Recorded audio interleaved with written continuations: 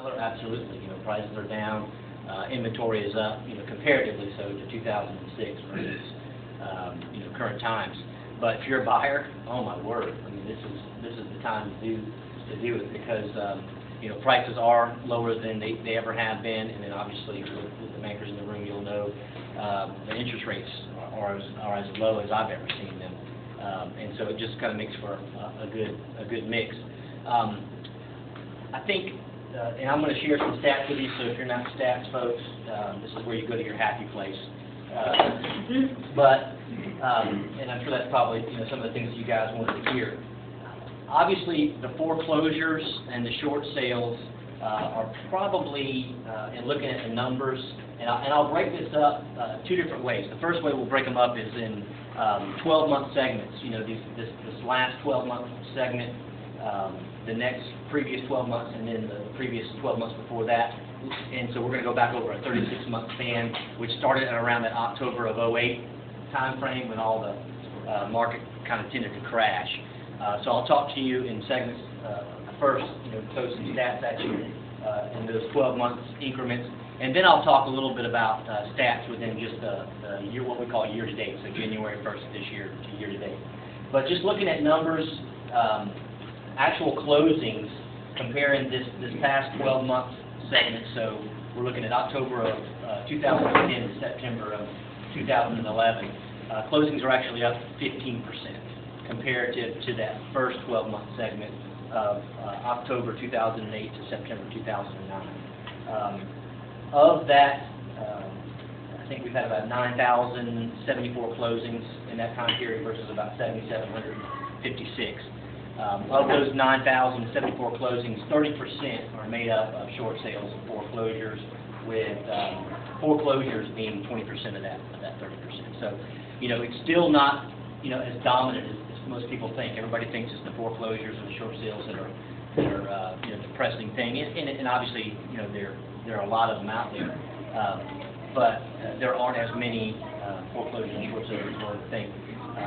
Ideally, looking at these stats, if you look at just traditional pre-owned homes that aren't short sales or foreclosures, the average sales price currently right now is actually up about 1%.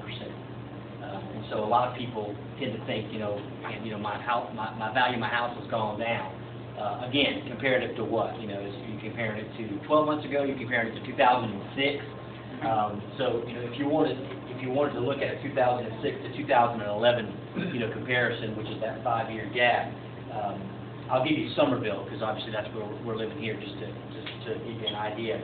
Average price of a home in 2006 in Summerville was $180. It's now $161,275. So it's only about a 10% drop. Compare that to a Goose Creek, which is where we do a lot of our business in.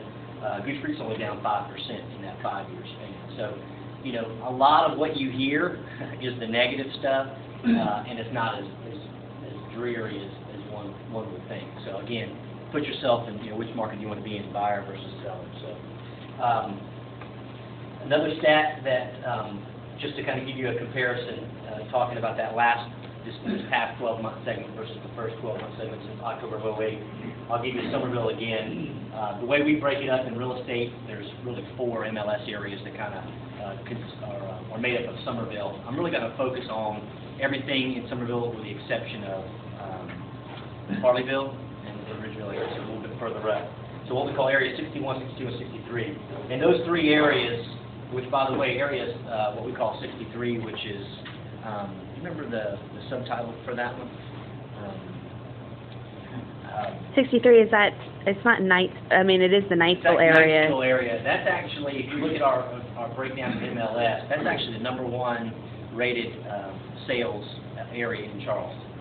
It's actually, number 2. It just got overtaken by Mount Pleasant. So obviously Summerville is a great place for people to come and live, and schools are helping that. But in looking at that Area 61, 62, 63, there's been a difference. Actually, the sales have dropped in that area.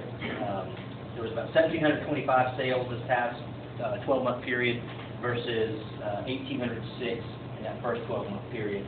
And there is an increase in foreclosures and short sales, but it's only averaging about 30% of those total sales. So this last 12-month period, which is, like I said, October 2010 to September 2011, 1,725 total sales, 30% of that is made up of short sales and foreclosures.